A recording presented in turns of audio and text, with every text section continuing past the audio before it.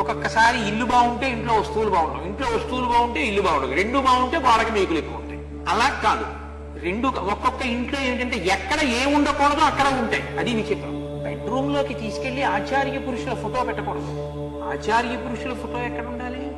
మీరు పవిత్రంగా నమస్కరించగలిగిన చోట ఉండాలి. అంతేకాని భక్తి అన్నదానికి ఓ కట్టుబాటు ఉండాలి తప్ప గురువు గారి ఫోటో ఎక్కడ ఉండకూడదో అక్కడ పెట్టకూడదు. మీరు గురువు వారు ఉన్నారు అన్న భావన అనుకోండి, మీకు గురువు గారు ఉన్నారు అన్న భావనతో మీరు చేయకూడని పనులు కొన్ని ఉంటాయి. గురువు గారి సమక్షంలో మీ మనసు ఏ వికారము చెందకూడదు. మరి అప్పుడు బెడ్రూమ్ లో పెట్టుకోవడం ఎంతవరకు శ్రేష్టం? అందుకే జగద్గురు అయిన కృష్ణుని పెట్టద్దంటారు త్రిభంగిని. పెట్టకూడదు. పెట్టకుండా ఉండడం భక్తి. ఇక్కడ ఎందుకు పెట్టలేదండి అని అడిగారు అనుకోండి, ఇక్కడ ఎలా పెడతానండి అన్నారు అనుకోండి, అది భక్తి కదండి. ఏ బాత్రూమ్ లో అన్నం ఎందుకు తింటారు? మీరు కట్టుకున్నదేగా. బాత్రూమ్ లో అన్నం ఎలా తింటానండి అంటున్నారు కదా. మరి గురువు గారి ఫోటో బెడ్రూమ్ లో ఎలా పెట్టావు? పెట్టకూడదు, తప్పది. ఎక్కడ పెట్టాలో అక్కడే పెట్టాలి. ఇది అందం.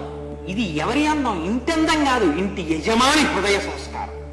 యజమాని అందగాడు. అందగాడు అంటే బాహ్యంలో కాడు, ఆంతరమునందు అందగాడు. ఏమిటో తెలుసా అండి? సీతారాములు ఉన్నారనుకోండి, పార్వతీ పరమేశ్వరులు ఉన్నారనుకోండి, వాళ్ళు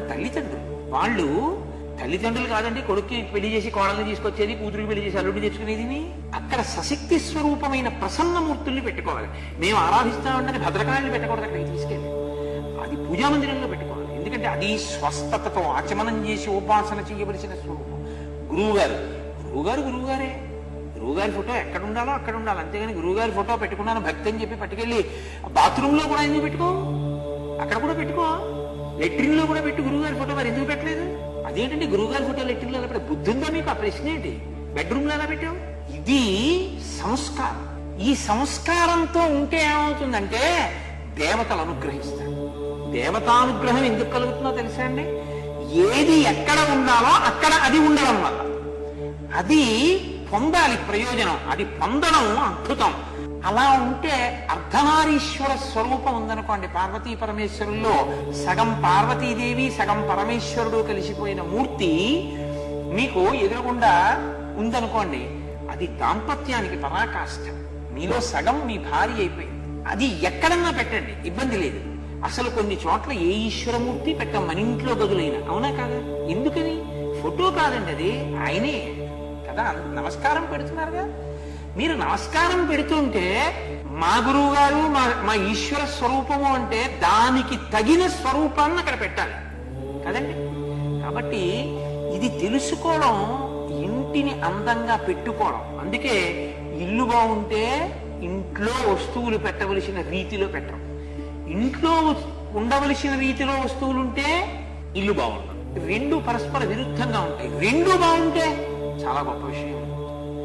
చక్కగా అన్ని రకాలైనటువంటివి, అంటే ఇల్లు అంటే కేవలం ఇల్లు కాదు, ధనము, బంగారము, వస్తువు, వాహనములు అన్నిటితోటి ఆ ఇల్లు అంత అందంగా ఉంది. పూజ చేసుకుందాం, మారేడు చెట్టు ఉంది. శనివారం వచ్చిన వెంకటేశ్వర ఆరాధన, చక్కగా తులసి వనం ఉంది. అమ్మవారికి పూజ చేసుకోవాలి, ఎర్రటి పూలున్నాయి. చక్కగా ఏదో ఇంట్లో శుభకార్యం పోసుకోవడానికి ఒక గోరింటాకు చెట్టు ఉంది. శుభకార్యం అలా వాళ్ళ ఇంటికి వెళితే వసంతకాలం పువ్వు వేస్తుంటే ఇప్పుడు మామిడి కొమ్మలేట మేమేమో అంటారు. అలా కాకుండా మీ ఇంట్లోనే ఓ మామిడి చెట్టు ఉంది. కాస్త 4 చెట్లు వేసుకోవడానికి వీలుగా ఉంది. ఇంట్లో స్థలం ఉంది, కానీ పువ్వు కాయాలేని చెట్టు వేసావు. ఇంట్లో కోడలకి ఎంతకాలానికి గర్భం రాలేదని ఏడుస్తావు. పువ్వు కాయాలేని చెట్టుకు పాలు పోసి పువ్వు కాయ ఉండేటటువంటి చెట్టు పీకించేసిన వాడికి వంశాభివృద్ధి ఎక్కడి నుంచి వస్తుంది కదా? జ్ఞానం కలుగుతుందేమో, అంతే. అంతటా ఈశ్వరుడు ఉన్నాడు. కాబట్టి ఏ ఉండాలో ఉండడం ఇంటికి వైభవం, ఏమి ఉండకూడదో అవి ఉండకపోవడం వైభవం.